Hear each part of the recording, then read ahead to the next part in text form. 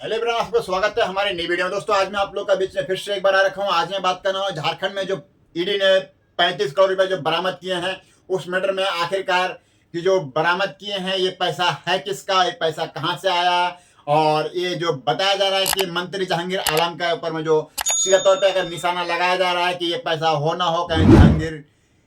जहांगीर मंत्री का हो, तो इस मैटर में बताया जा रहा है दोस्तों कि जो अगर मान लीजिए इस पे क्या कोई षड्यंत्र रचा हुआ है या फिर रियल में ये पैसा एक कोई मंत्री वहां पे रखा है, तो इसका जांच छानबीन अभी चल रहा है। जैसे कि आप लोग को मालूम होगा कि विपक्ष का कहना ये रहा कि आखिरकार जो पैसा इतना बरामद हुआ है तो ये पैसा कहीं ना कहीं जहांगीर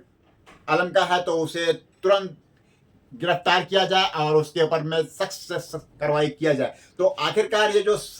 षड्यंत्र जो रचा जाता है राजनीतिक में, ऐसा कॉमन होता ही रहता है, और खास तौर पे जब हो इलेक्शन, तो यानी इलेक्शन के माहौल के टाइम में ऐसा तो नजर बहुत जगह आता है कि कभी एक बार और बताया जा रहा था जबकि 300 करोड़ से पार बरामद किया गया था। तो इतने इतने पैमाने, बड़े बड़े पैमानों में जब कैश जब बरामद होते हैं तो इस तरह का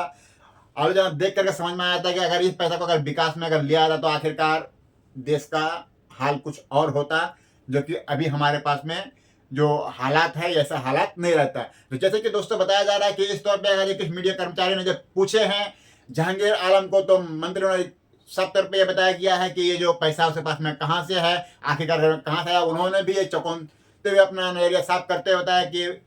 वो पूछा जाएगा आखिर ये पैसा है किसका, तो इसका बहुत ही जल्द खुलासा किया जाएगा कि आखिरकार ये पैसा आया कहाँ से। जैसे कि इस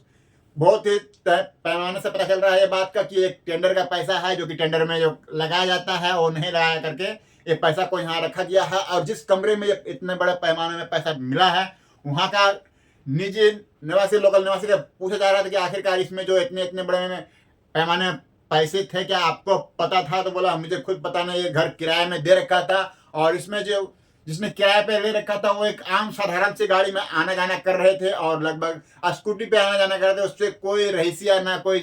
बहुत महंगा कपड़े भी पहन के आना जाना नहीं कर रहा था। इसे समझ में नहीं आता था कि ये नॉर्मल बंदा समझ में आ रहा था, और बहुत ही कम समय यहाँ बिताया करते थे, आते थे और चले जाया करते थे। तो यानी कि इस पे बहुत सारे लोग ये भी बता रहे हैं ग्रामीणों ने कि यहाँ पे सिर्फ इसलिए आया करते ताकि अपना पैसा यहाँ पे रख पाए। तो दोस्तों आखिरकार जो पैसा जो इस तरह के जमा कर रहे हैं, तो ये पैसा किस काम में यूज किया जाता है? तो ये विपक्ष का कहना है, विपक्ष का पूछना है कि कांग्रेस के पास में क्या रियल में भी अभी इतना पैसा है? तो इस तरह का मैटर कहीं ना कहीं